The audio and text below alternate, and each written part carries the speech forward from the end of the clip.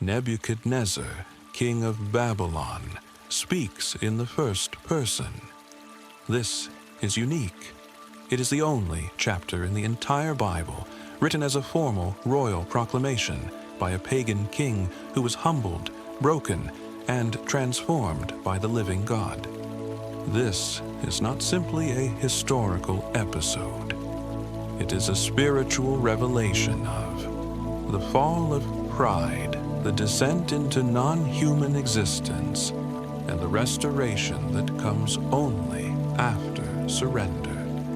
In this chapter, the king who ruled the world discovers he is not the ruler of himself.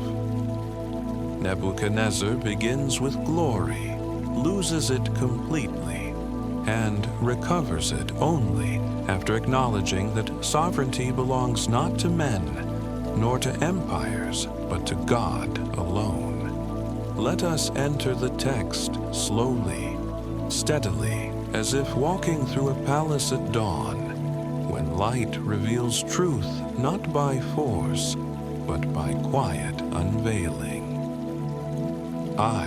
The proclamation of a king. Nebuchadnezzar addresses all nations, languages, and peoples who dwell on earth.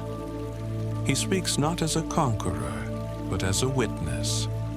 Peace be multiplied unto you, he begins. The king who once shattered cities now offers peace. This inversion signals transformation even before the story begins. He confessed that God's wonders are beyond measure. His kingdom is eternal, his rule unending. Here, the narrative redefines monarchy. Nebuchadnezzar is king, yet he is not king. The clay finally recognizes the potter. 2. The dream that shook the earth. Nebuchadnezzar had another dream, one that terrified him, not by its darkness, but by its clarity. He summoned astrologers, sorcerers, Chaldeans, magicians, but none could interpret it. This is important. Babylon had powered knowledge, libraries, mathematics, temples, priests, yet no understanding. Human brilliance cannot interpret divine warnings. Only Daniel entered the court, calm, unmoved, not by pride, but by truth. 3rd, the great tree in the midst of the earth. In his dream, the king saw a tree, tall, flourishing, reaching heaven, feeding nations, sheltering creatures admired by all. The tree is Nebuchadnezzar himself, but also the idea of empire, glory, majesty, height. Height can be shelter, but height can be a temptation. Height can feed, but height can also blind. He stood so high, he no longer saw the earth nor the God above him. He mistook height for divinity. 4. The watcher and the decree. A holy messenger descended. Cut down the tree. Strip its leaves, scatter its fruit. Let the animals flee. Let the birds depart. Leave only the stump bound with iron and bronze in the grass of the field. The decree is exact, measured not annihilation, but reduction, not death, but discipline. God does not destroy the root, he humbles the height. The stump remains because identity is not erased, but purified. The descent into non-humanity. The voice declared, "Let his heart be changed from a man's, and let him be given the heart of a beast, till 7 times pass over him. Here lies the deepest theology of this chapter.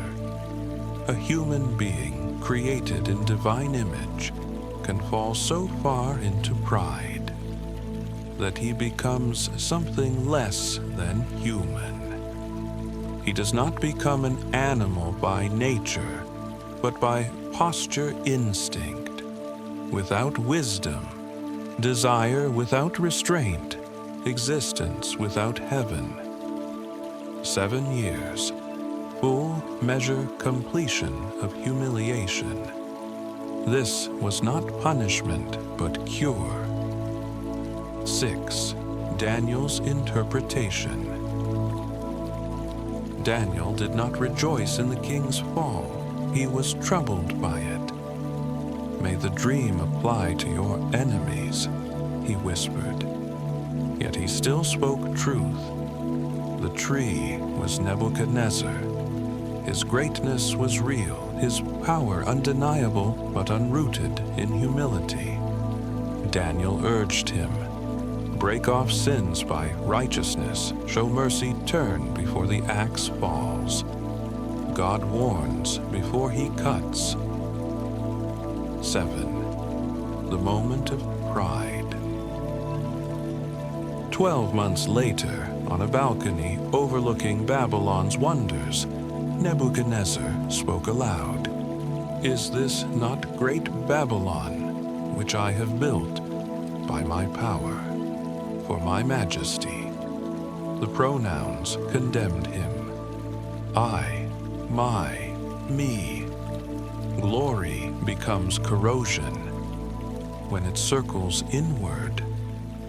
And while the words were still in his mouth, a voice from heaven interrupted, "The kingdom is departed from you."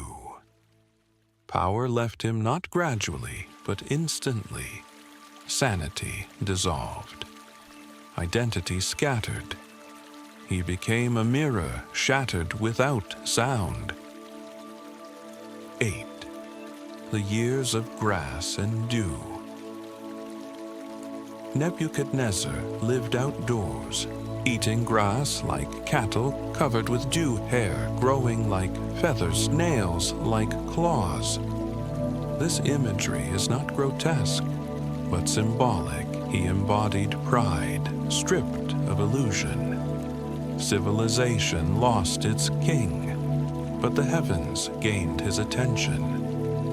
Silence replaced palaces, dew replaced perfume, grass replaced gold. Nature became teacher. 9. The return of eyes. At the end of days, said Nebuchadnezzar, I lifted my eyes to heaven. Not his head, not his crown, not his palace, his eyes. Pride looks inward. Humility looks upward. Sanity returned not when his throne was restored, but when his gaze turned. Then he praised, his dominion is everlasting. He does according to his will, none can stay his hand. No prophet spoke for him. No angel forced him. He confessed freely. God is sovereign, and human greatness is borrowed. X. The restoration. His kingdom returned. His counselors sought him again. His majesty increased. But now the glory was not of Babylon, but of truth. He concluded, those who walk in pride, he is able to humble. This is not punishment doctrine. It is liberation doctrine. Pride enslaves. Humility restores.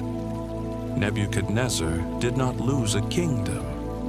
He lost illusions. Final reflection. Peaceful, quiet, steady. Daniel 4 is not merely the fall of a king, but the revelation that humanity ascends only when it bows. Humility is not loss, but alignment. Sovereignty is not in crowns, but in heaven. The tree stood too tall, so it was lowered not to die, but to be replanted in truth. Nebuchadnezzar's transformation is universal. Each soul rises, falls, and rises rightly only after surrender. Amen. Soft, quiet, no rush,